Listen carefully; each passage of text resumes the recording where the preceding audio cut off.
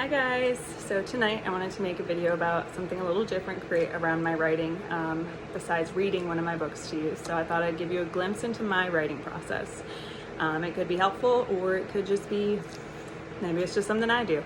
So when I first get an idea, like before it's serious and I'm like gonna really try to write it, it either goes into a random Google Doc or just like the notepad on my phone.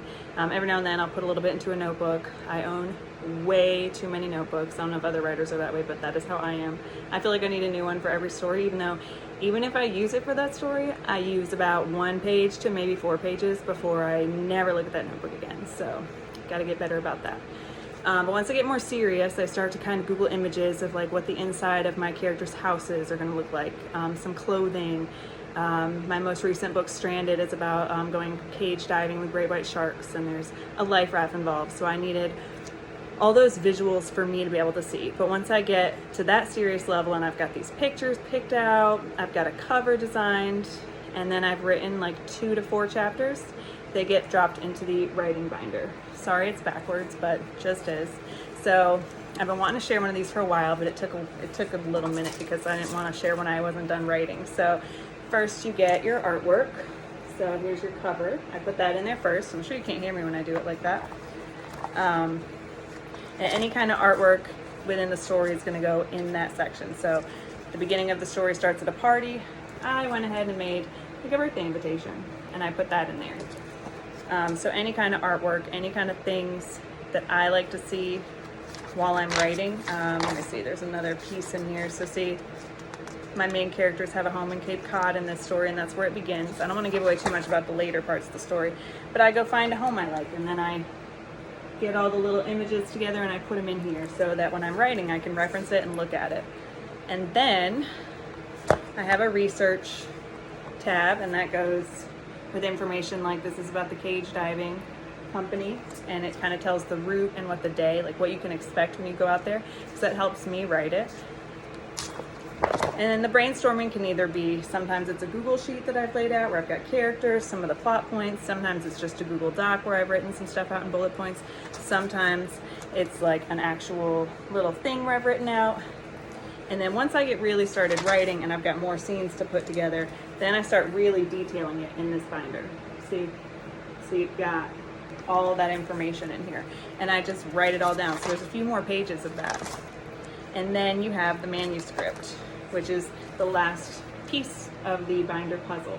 And I will print out everything I've written so far, and I will go through, and that's when I do my editing. You'll see all my little red lines.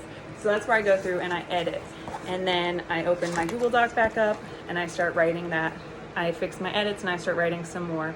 And once I get maybe 2 or 3 more chapters written, I print those next chapters and I edit those, and then I do it again. So I like to print my manuscripts out and physically edit them with literally a red pen. Sometimes the notes will be edits of grammar, spelling issues. Sometimes it's literally, this scene needs more information, or you've got to add to this, or this is not what your characters would do at all, so we've got to go back. Sometimes I have a decision made and I'll read back through it and decide that is not the way I want it to go at all, and I'll scratch through it and change it. And then I have to go back and write it. But then I have to go back even further to make sure nothing else ties to that scene, because I don't want to have any continuity errors as I go through the work. So that's kind of a glimpse into my writing process. I thought I'd share it before I move Stranded into the completed section, which I can show you the completed section. There's room in this binder for 2 ongoing works. And then there's the completed part at the back, which has Two Worlds Collide and Alan Quartermain's story, which you guys just got a reading on. So they go back there. Now, all of mine cannot fit in here for very long because it's a small binder. So I can only keep about 2 completed in there at a time, and then I have to take all that typing and all that printing out and put it somewhere else so that I can get the next story in there. So Stranded is about to get moved to the completed tab, which I'm really excited about, and whatever my next idea is going to go into the first section. And I actually kind of have 2 things that I'm thinking about right now, and I think they might be serious enough to get the 2 spots in this binder, so fingers crossed.